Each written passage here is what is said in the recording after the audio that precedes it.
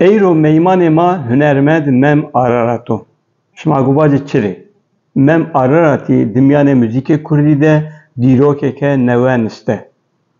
Loma eyro meyman ma evo. Şma gubacı a diroke çiya.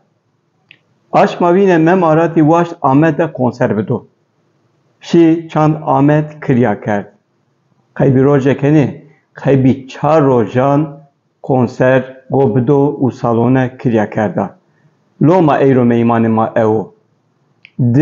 Dimyane dîrokê Kurdan de, dimyane hunermendanê Kurdan de heta enka tu hunermendî çar rojî eynu ca pêsero konser nêdaw. Helbet eşkenî konser bide. La go insanî şore ya nê. Ma merak kerd, ma haynayê te ra ka bilêtê cê est ya nê. Haynayê bilêtê rojê joyînan xediyayê. Rojê dînan bilêtê xediyayê. Rojê hîrnan bilêtê xediyayê. Rojê çarnan zî bilêtê xediyayê. Yani hema konserî rê de hefteyê zêderî mendo bilêtê xediyayê. Konser kîngaw 27, 28, 29 û hîrîsê ene Aşmedê. Çand Ahmet'de û bilêtê xediyayê. Loma ma vanê mem Araratî dîroke nista. Semedê enê jozî mem Ararat eyro meymanê ma. Helbet şima heme mem Araratî naskenê.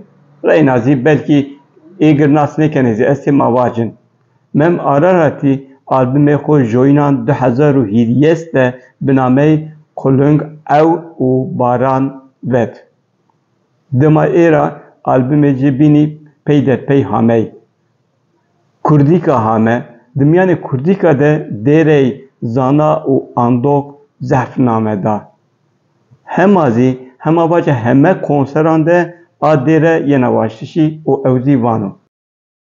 Dimara albümê bînî zî vetî, xewna bajarekî niştiman, pesna evînê, keskesor, enî albümê ê.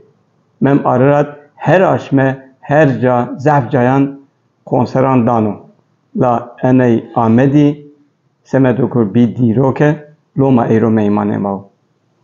Dimyanê hunermendanê dinya de hunermendî estê çenda rojî pêsero konseran danê.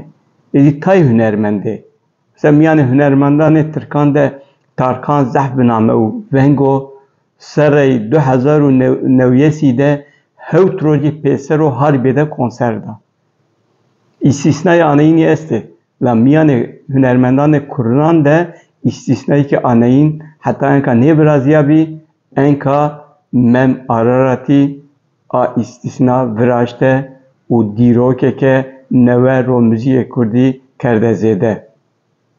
Saloney Çand Ahmedî de cay 650 tenano, çar rojan de xet bilêtî çinî. Warey mem Araratî a kerdî bû. Maslamanê xwe cerê şiravînê.